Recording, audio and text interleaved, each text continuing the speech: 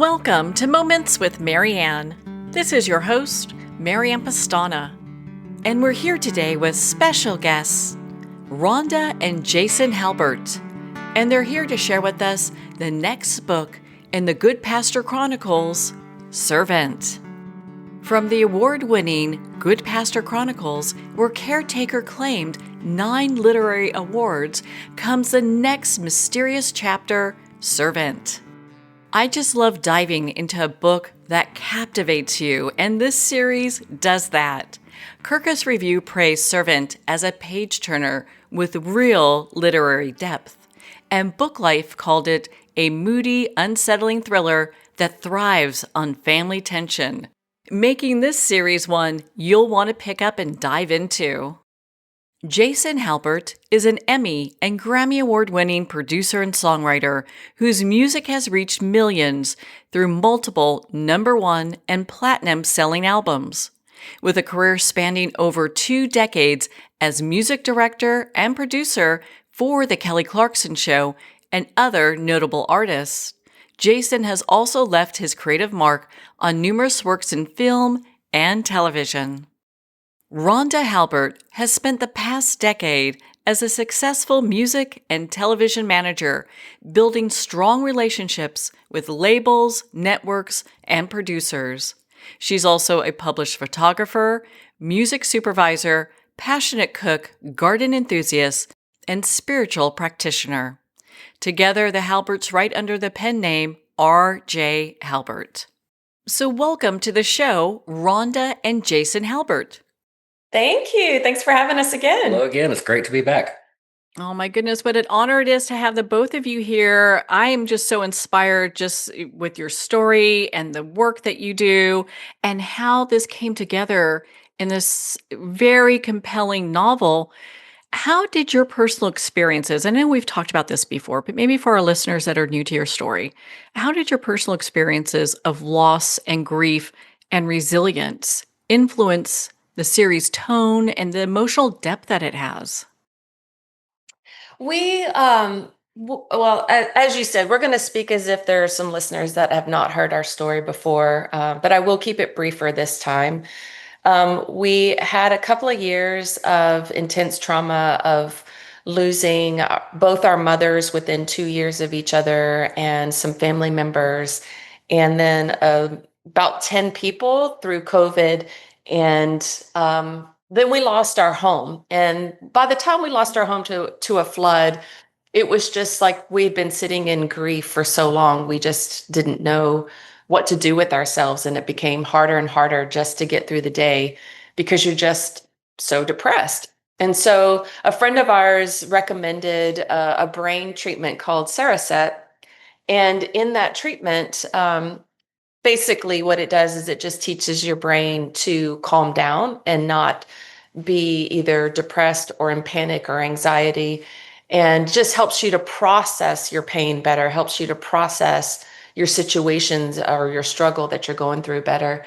So we both did that. And when Jason was done with his treatment, he came home and he started saying, I had this vision in my head, and then he started to tell it. And as soon as he started, I just knew something was unique and different about it. So I pulled out my phone and started to record it through voicemail or voice memo. And we sat there for about 3.5 hours and created this entire book series, which sounds so ridiculous when it comes out of my mouth, but that is truly how it happened. Say all that background just to lay the foundation of when you're in trauma and grief and depression, it's really, really hard to be creative. And we were just so tired of being stuck in our grief, and then became so thankful that this brain treatment allowed our brains to calm down and let creativity flow again. And as soon as it did, it gave us an outlet to be able to process our grief and our pains and our struggles. And so writing the book is influenced by our personal lives, but it's not a one-to-one of our stories. But we took what we knew from our pain and our grief and our struggles and created these characters who have individual stories on their own. And we put them on an adventure, and a very mysterious adventure. So it's not, the story itself is not heavy, but it did come from that heavy time in our lives.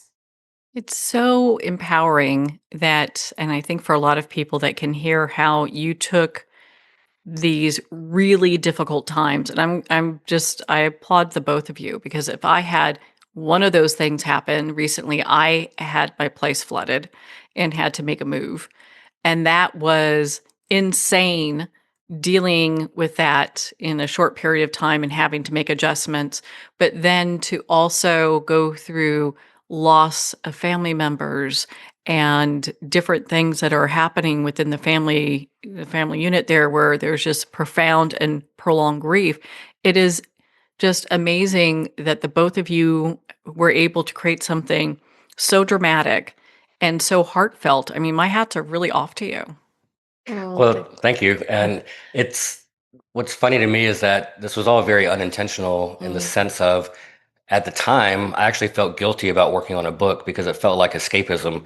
We didn't want to face our problems anymore. It was, you know, everywhere I looked, everything that brought normalcy and comfort one by one was gone, whether it was family members or our home. And this is coming out of the pandemic when we couldn't gather with people. So everything was stripped away. So this felt like pure escapism. And we poured ourselves into this and found out later on when a doctor therapist friend of ours told us that inadvertently what we had done is practiced a form of therapy called DBT, where you externalize your trauma through stories. And so we ended up placing our trauma into these other characters, watching it unfold. And then the messages these characters were sending back to us was healing again for us. So I appreciate the compliment that it was heartfelt, and I guess it's because it literally came from our hearts. And there was no intention to do that other than it just overflowed from what we were processing at the time. And in all honesty, we created this story not even thinking about writing a book, not even thinking about publishing. None of that was on the horizon. It was just something that allowed us to stop thinking about ourselves. We just didn't want to think about another day. And this just allowed us to live outside of that. So for us, it brought us joy, and it brought creativity and release. And so that was the first intent. Well, and looking back on the people that you were at that time, where with Jason, where you got this idea like, hey, I can see this storyline unfolding to where you are now. Do you see a major degree in healing that's happened with both of you and the family as well? There's certainly been healing in many areas. Some things are ongoing, but I would say that the book shifted our worldview as I was watching these characters face their problems, which sounds so cliche to say that these characters were living their own lives, but as first time authors, we were just as shocked as anyone else to find out that really does happen. It caused us to think in different ways. I think it was a combination of the process itself of writing this book changed the way our brain was working and creating, and then some of the truths that unfolded as we did even research into the story definitely influenced our worldview, so that even after the first book was done, as we ended up facing some additional trauma that we weren't expecting, it shifted sort of the way that we processed that. And so it was almost like this world that we created was teaching us. Yeah, just adding to really kind of adding to your story as you guys continue to go through your healing journey. Because I mean, we all face grief, but it's what we do with it. Right. Absolutely.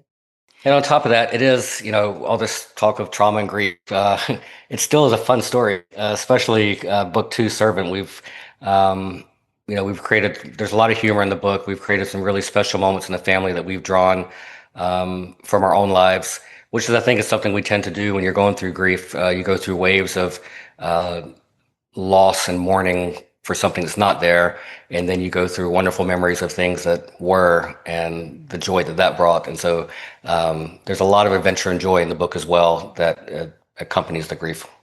Well, and thank you for mentioning that, because I know we're talking in just about your family's journey, but the book itself is a very compelling read, and I know it's getting such great reviews. Before we dive into Servant, for our listeners that are new, can you share a little bit about Caretaker? Yeah. So Caretaker is about a family that moves from Boston to Littleton, New Hampshire. They feel like they need a big change in their life. There's been some struggles in the family, personal, work, marital. And so they move away to a smaller town to really focus on their family. And when they get there, they find a house that they feel really compelled to. And in fact, the mother, Liana, feels probably more compelled to um, take on this house. And they all agree. And when they do, they realize that there is a caretaker that comes with the property and a very mysterious man. They don't know his history. They're not sure why he's there. But it's over 40 acres of land, and they realize that this is something they've never done before, so they needed the help. So they're okay with this idea.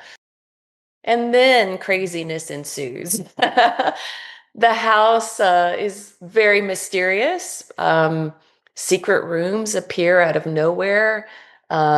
Moments where you don't know if you're flashing back to a memory or are you actually reliving it. A dangerous situation with wiring in the house and the mother's brain. Um, there's a situation with some bees that attack, and so there's this whole thing that's happening that's sort of revealing itself only after they've moved into the house. So when Jason and I go out and do book signings or Comic Con or anything like that, I like to say that the family's not quite sure, is the house trying to kill them, or is the house actually trying to save them from something even more sinister? Ooh, that's Dun, such a dun, good dun. description. Well, and I have to say, after reading book one, like many of your fans, I was one of the people going, "Where's book two? I can't wait for what is it? There's cliffhangers. What's going on here?" We definitely did that on purpose. That's sort of where Jason's gifting is. He loves all the cliffhangers and the Easter eggs and the surprises, and that was rule number one from the beginning. He knew absolutely that that was how book one was going to end, and so we wrote everything up to that point for Caretaker. And it is quite of a doozy. And I can honestly say that Servant picks up within 5 minutes of that cliffhanger. So if you haven't read Caretaker, you now will not have to wait except for maybe a week. And then Servant will be out, and then you won't be tortured for too long waiting on that cliff.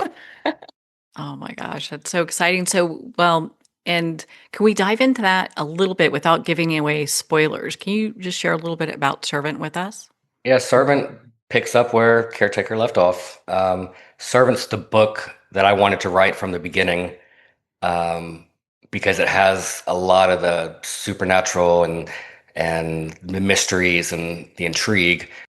Wisely, Rhonda, we steered Caretaker more towards developing the family. So it was a bit of a slower build. And I'm so glad we did it that way because I feel like people are so invested in these characters, they can't wait to see what's happening and they actually care about what's happening to it. So without giving away spoilers, as with any plot line, um, there's a situation, then there's a problem, and then there's some resolve. And you feel at the end of book one that everything's resolved and everybody's happy. And book two starts off, you realize that things are about to take a much worse turn than anyone could have possibly imagined. And hopefully, this family is well equipped to deal with it after what they've dealt with in book one. But spoilers, they're not equipped to deal with it. So, Oh my gosh. Well, I know that book two is a page turner. So as soon as I started diving into it, I mean, it's a book where you have to kind of plan. I mean, for me at least, I know I started reading it on Friday and I'm so grateful that I did. Because if I started on Monday, there's no way I could attend work or do anything that I needed to do because I would be invested in that book. I love to hear that. yeah, it can definitely, even knowing the book as well as we do, I find myself reading it over and over reliving some of these scenes. And we've just started hosting. We just started hosting our first book club, and we've really enjoyed this experience. And of course, I love all the mysteries and the Easter eggs and the intrigue. But I found that we really encourage people to read the books the first time through just as a pure spectator and just enjoy the ride. Don't worry about trying to figure things out.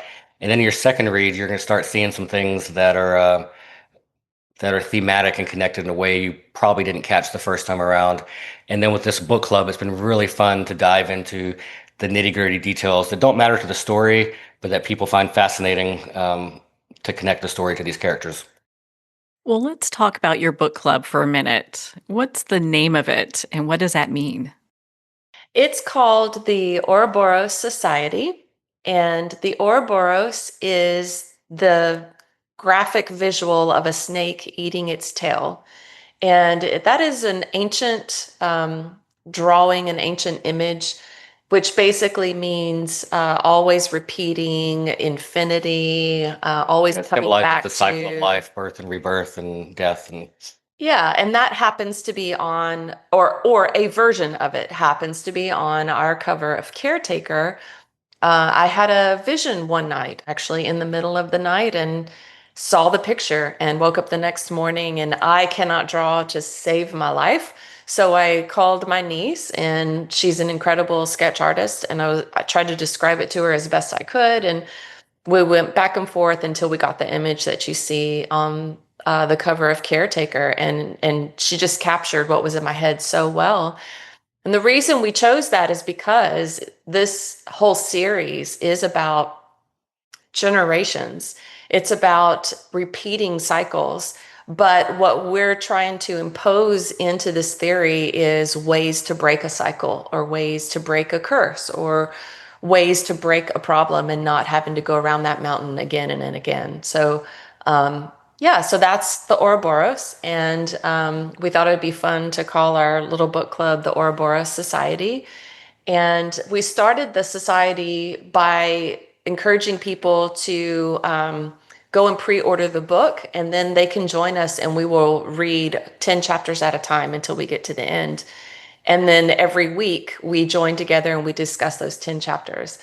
And I have thoroughly, thoroughly enjoyed that. I feel like Jason and I have been sitting on these secrets for a very long time. And it's been so fun to be able to reveal a little bit more in our little society. This is a group of people who are really, truly invested in the story, in the characters, and in us. And so it's been really fun to kind of bring them along in this journey. I am part of your guys' book club. Of course, I mean, who wouldn't be? It's such a great book club, especially when you're diving into a lot of the secrets that are held within the series. And it's interesting. It kind of reminds me of like the Harry Potter series, where you don't really get everything at face value when you watch a movie or what have you. You have to really dive into the books to really understand what is happening.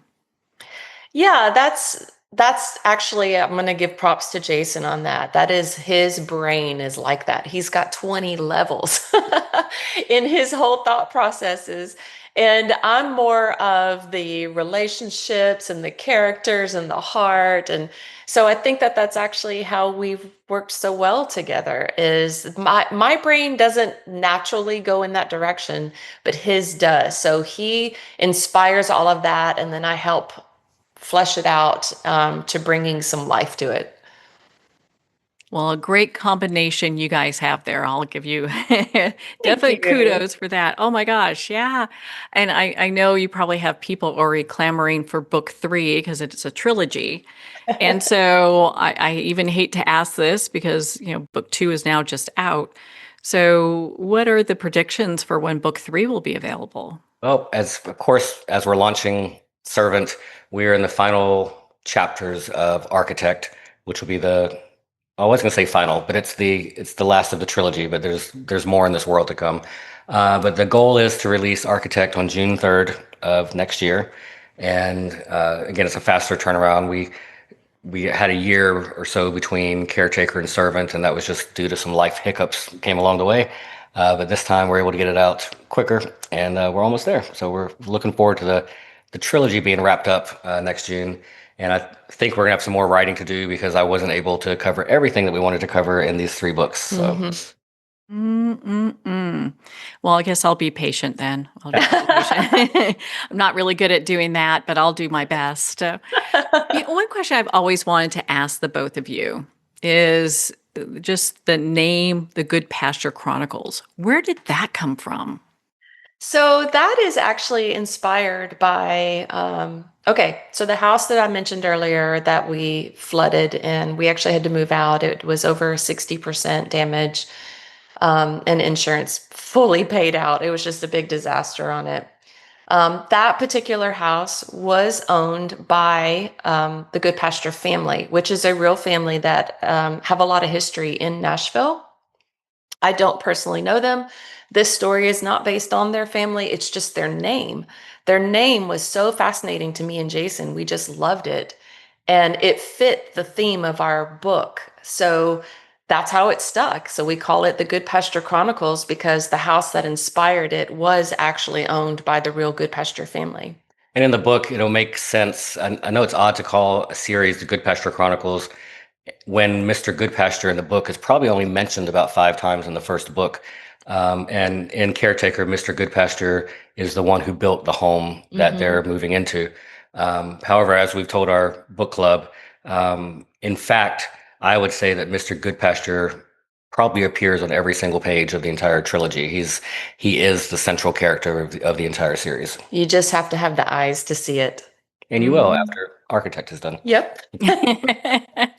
I'm sure it's one of these series, and I'll know this after I get Architect in my hand someday, but it's one of these series where you read it and then you go back and reread it. And it's like, oh, there's an Easter egg I didn't get last time or a little hidden gem.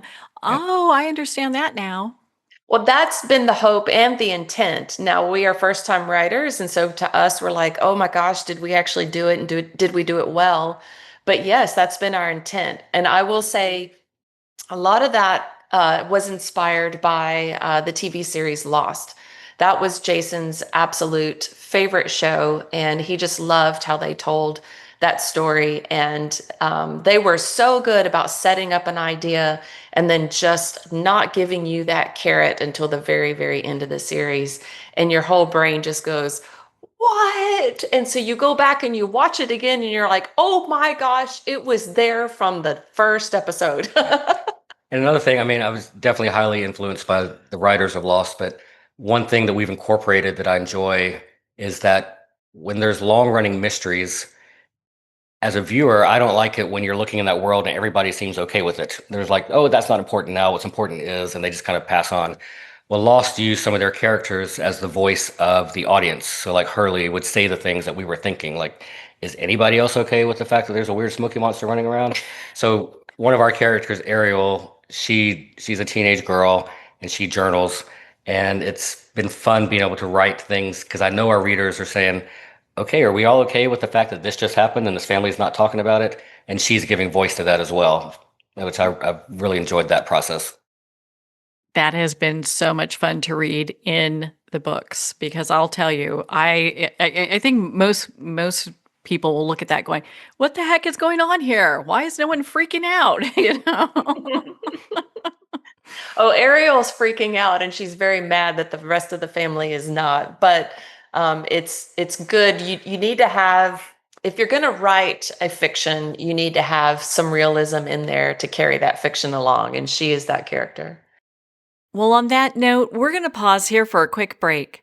We've been speaking with Rhonda and Jason Halbert of the Goodpasture Chronicles series and their next book, Servant, which is available on Amazon and your local bookstore.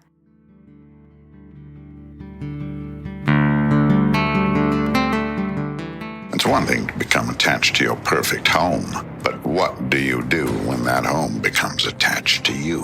A family in dire need of a fresh start, a mysterious house tied to the past. Buried deep within the foundation of the old Far Hill Manor lies a centuries-old secret. Dark forces or something stronger just waiting to be discovered.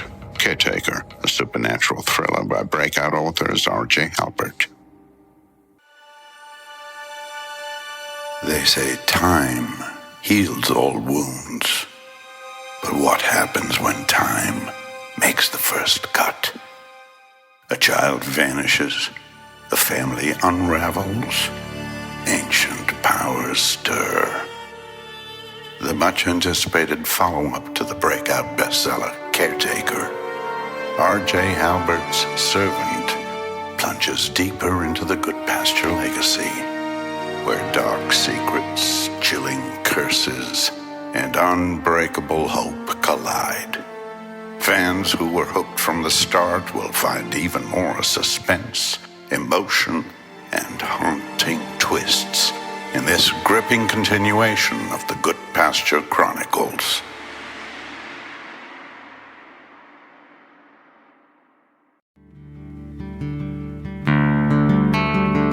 Welcome back to Moments with Marianne. We're here today with special guests, Rhonda and Jason Halbert, who's here to share with us the Goodpasture Chronicles' next novel, Servant. Well, it seems that the both of you just dove in headfirst into, just taking on the series and writing it, and what a great job you've done. What are some of the things you've learned along the way? I would say I've actually found my confidence along the way, which I started to doubt myself. I don't know if it was because of the trauma that I was going through at the time. I felt like I lost myself. I lost who I was. I lost my confidence. I lost my identity. And also, this wasn't really too far past becoming empty nesters as well. And I was a stay-at-home mom for 20 years. And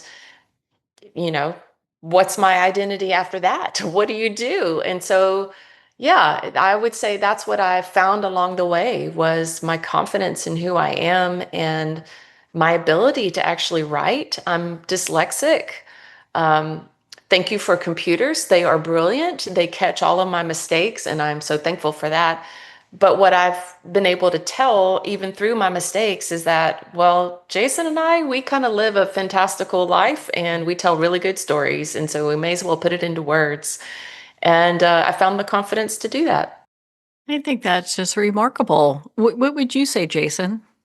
I've been trying to come up with something the entire time Rhonda was talking, and I think I've learned that yes, it is possible to cram one more thing into the day. No, it's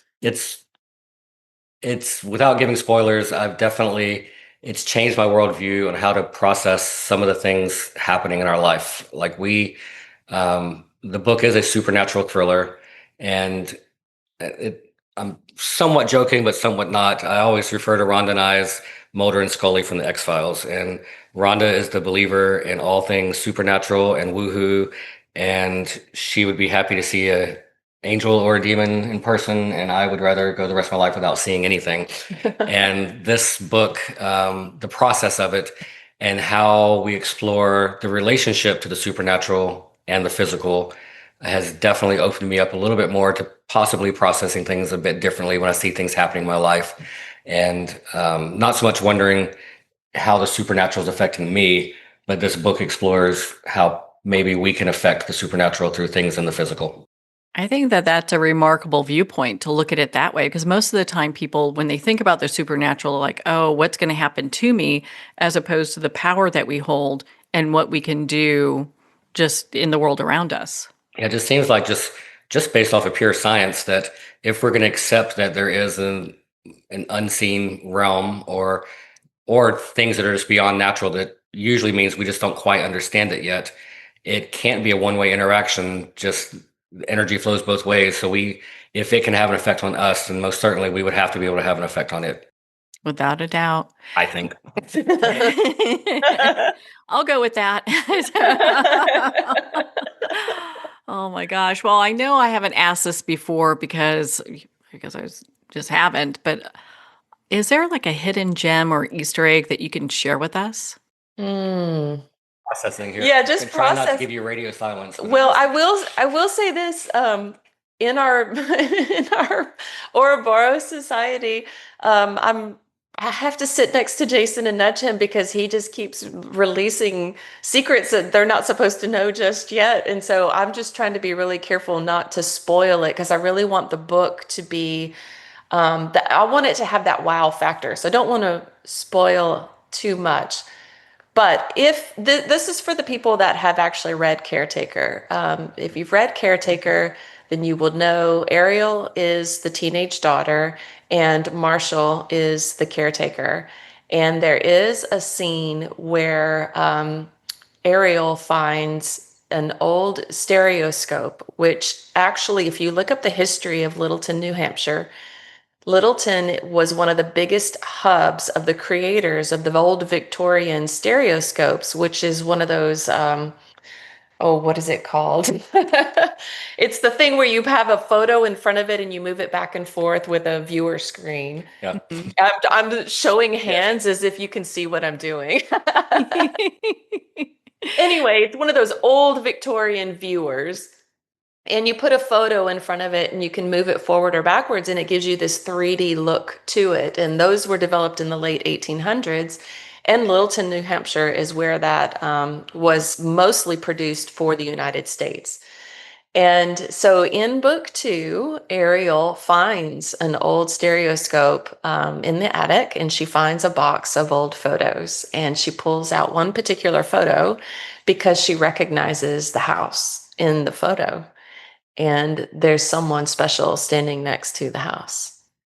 I think one fun Easter egg too is that on the back cover of Caretaker and the back cover of Servant, you'll see symbols and they're written in 3 different languages and they're different. And on the back of Caretaker, if you take the time, all 3 languages are saying one word. And at the end of Servant on the back cover, they're all saying a different word. And those words are pretty much the mystery of that entire book, of what it's leading to. Yes. And so good luck. Most people will be able to figure out at least 1 or 2 of the languages, but a lot of people are getting stumped on what the 3rd language is. So if you're a detective person, that'll at least give you an idea where we're going with all of this. Oh my goodness.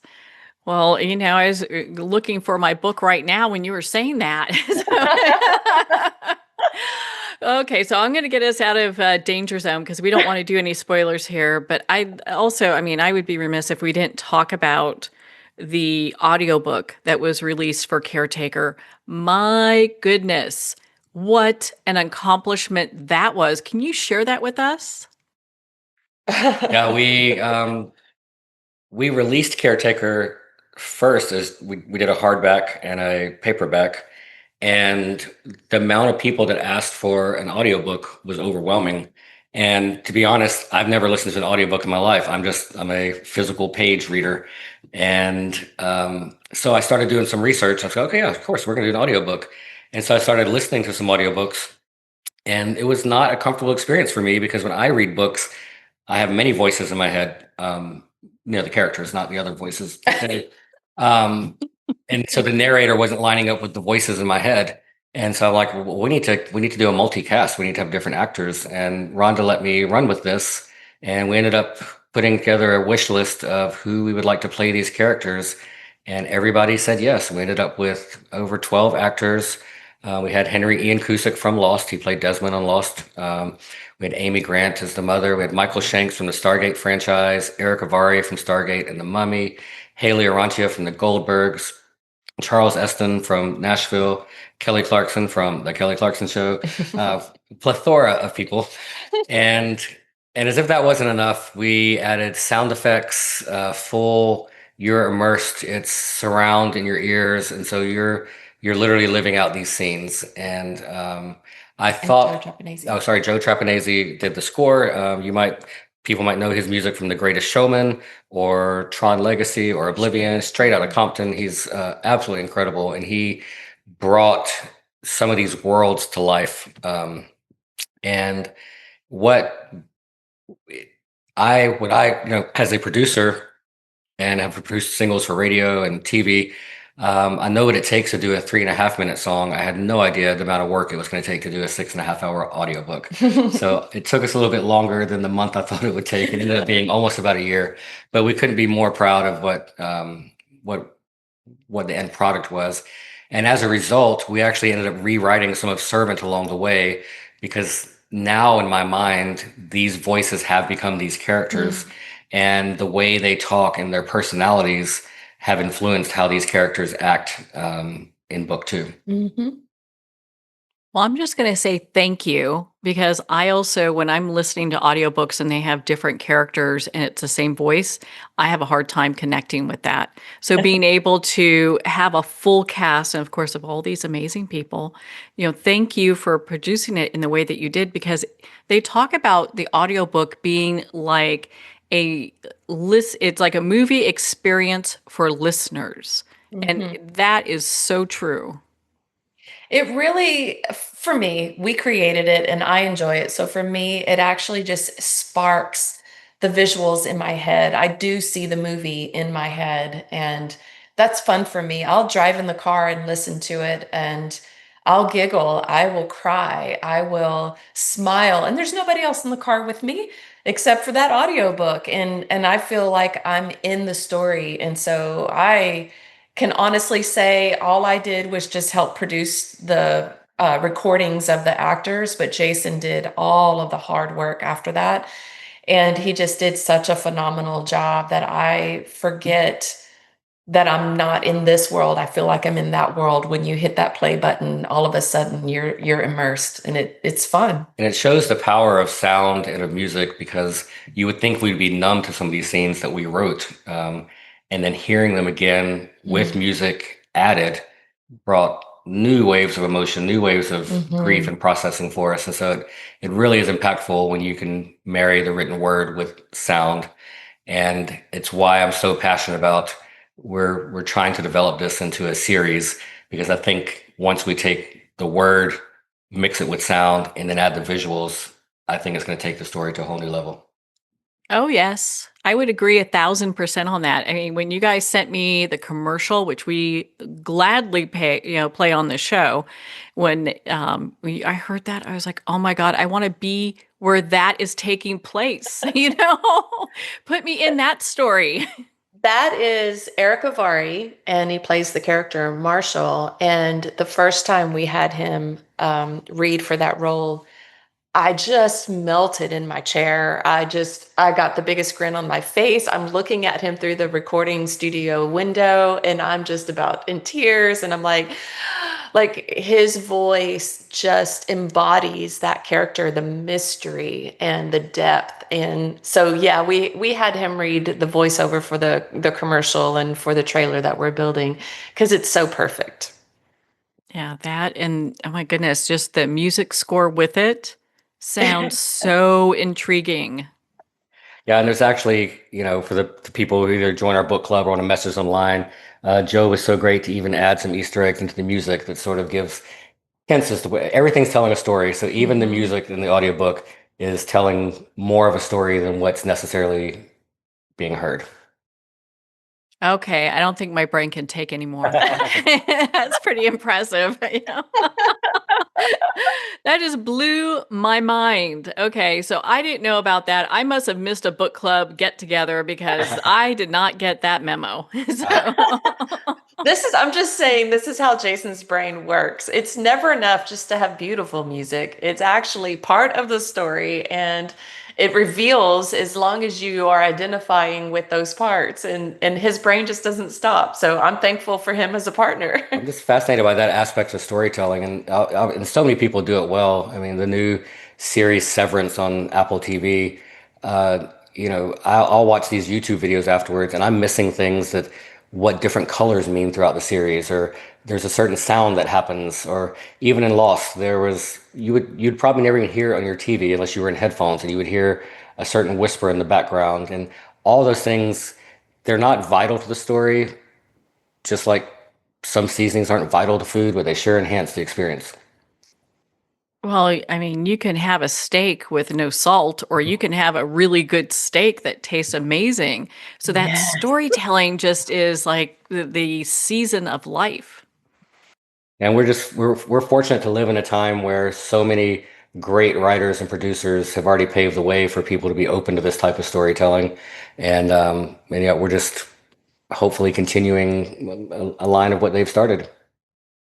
Well, I can't wait for the next audiobook. I'm just going to tell you that right now. I've got the Me too. Kindle. I bet, right? I've got the Kindle. I've got the book. I've got the collector's edition. I have the audiobook. I I've got it all lined up, and I'm not ever giving those away. So, Well, I can say that we are going to be releasing an audiobook version where it is Henry Ian Cusick reading the whole thing. And that was the simplest version that we could get out quickly because we had such a huge demand from, I would say, 50% of the people who at least spoke to us about it. They were like, where's the audiobook? Where's the audiobook? And so I'm just going to say for the people listening, it is so hard to do both. So kudos to all the authors who can do that. So we have Henry Ian Cusick reading the whole thing, but he took his time to read each character in different voices, and it took a lot longer than we all expected. And I do appreciate that because that meant he took care to differentiate each voice, each character, and set them all apart. So hopefully that will suffice for now. I thought he did a beautiful reading. He had me in tears by the end of the book. So I think everybody else will respond in a great way. And then we're going to release book 3 on June 3rd, like Jason said.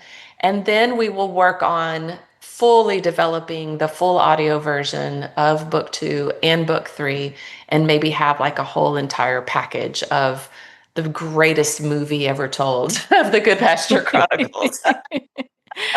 Okay, just let me know when I can buy that. So, yeah. Will do. Well, and so I know there's so many wonderful book clubs out there that are looking for books exactly like this. But, a lot of times they don't have the pleasure of having authors actually join a book club for a discussion. You guys do that, right? Yeah, we offer virtual book club appearances. I'm a visual face-to-face person, so it's so much easier to connect with people when you can see faces over Zoom and yeah, and so I have 2 other full-time jobs on top of this. So does Rhonda, and it's not easy to travel all the time, but we have opened ourselves up for virtual book club appearances, and we really enjoy discussing our art with people. And as we've learned in this last one, we love learning people's stories and their lives, and we've actually been able to look at our book in different ways through their eyes as well. So we thoroughly enjoy the experience. Yeah, those discussions are just so intriguing, the questions that come from it, and just the different level of questions you get, I'm sure, probably make you think more about, oh gosh, we didn't see this connection, or they got that connection. Oh my goodness, that's been the surprise to me is I think we wrote it from one perspective, and then you kind of forget that other people have different perspectives. And when they read the book and they come back at you and they're like, "Oh, I see what you did here." And then they put in their version of it. That just not only does it warm my heart, but it stuns me. And I'm like, "Oh, yeah, you can find a piece of you, a piece of your story in each of these books, and you can see it from your perspective." And my hope is that no matter which direction anybody comes to reading these books in this series, the overarching storyline is we wanted to impart hope.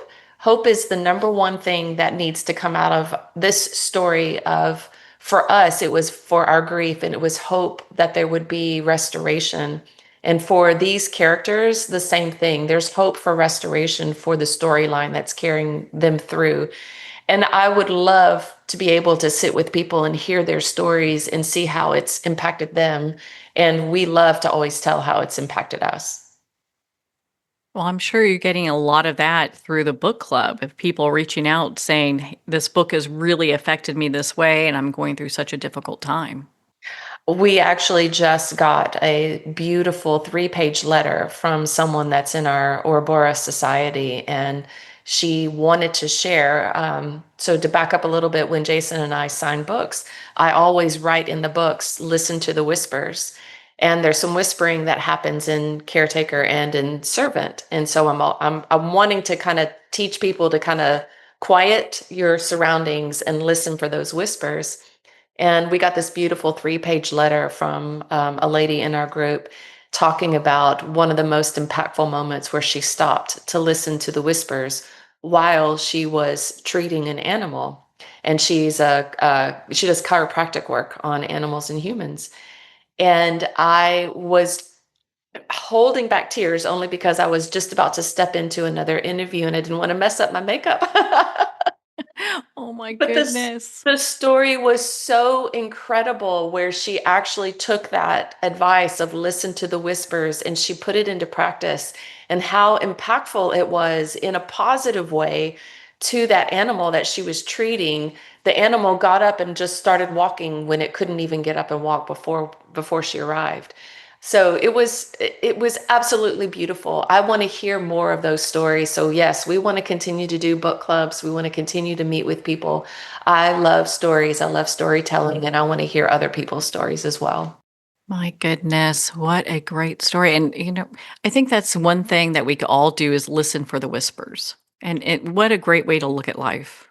I think so, and I would have to say that's probably another lesson that I learned from this was learning to quiet my world around me, quiet the panic and the sadness and the anxiety and the grief, and take some time to listen to the whispers.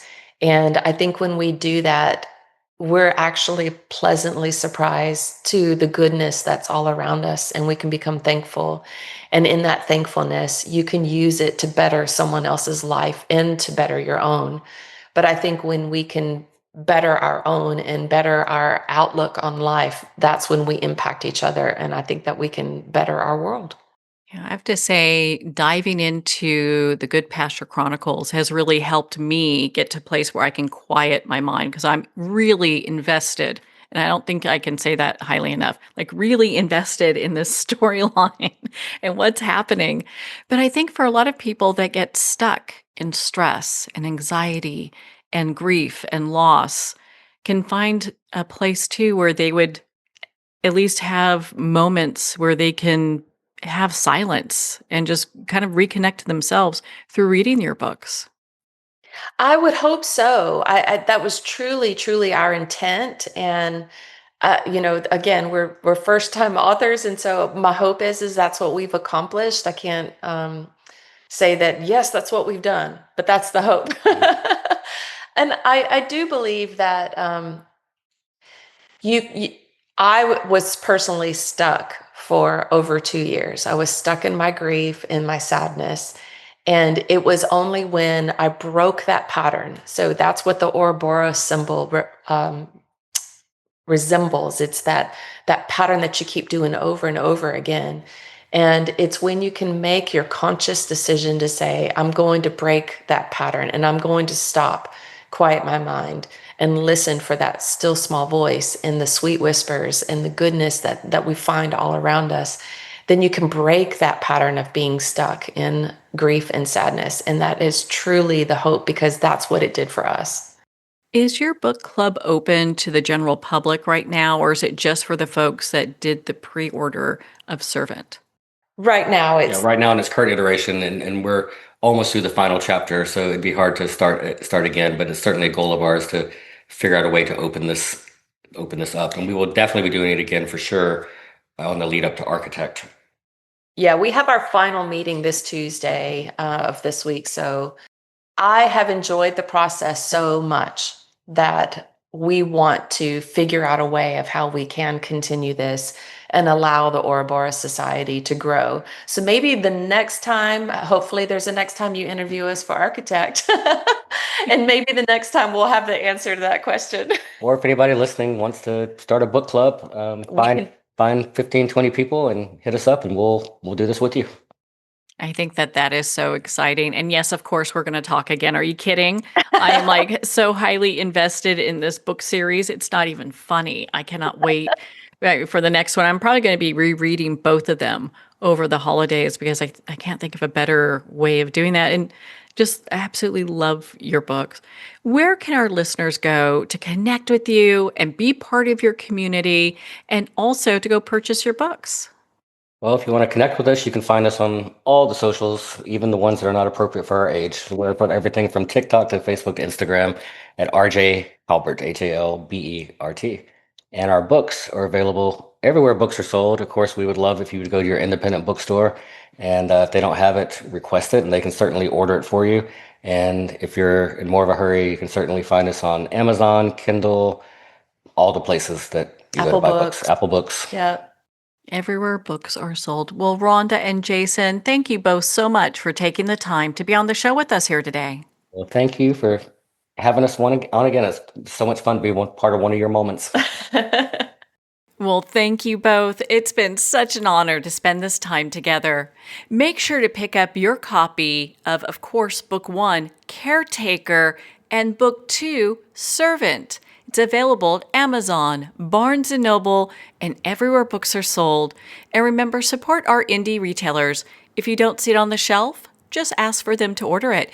And a shout out to all book clubs. Have Rhonda and Jason Halbert speak at your next book club meeting on either Caretaker or Servant.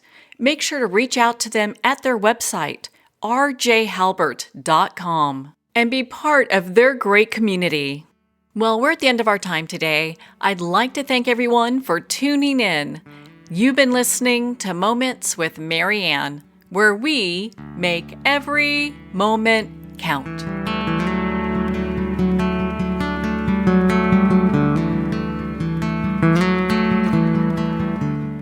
In a single moment, your life can change. Moments with Marianne is a transformative hour that covers an endless array of topics with the best of the best. Her guests are leaders in their fields, ranging from inspirational authors, top industry leaders, and business and spiritual entrepreneurs. Each guest is gifted and a true visionary. A recognized leader in her own work, and while teaching others to develop, refocus, and grow, Marianne will bring the best guest and sometimes a special surprise. Don't miss this. You never know just which moment will change your life forever.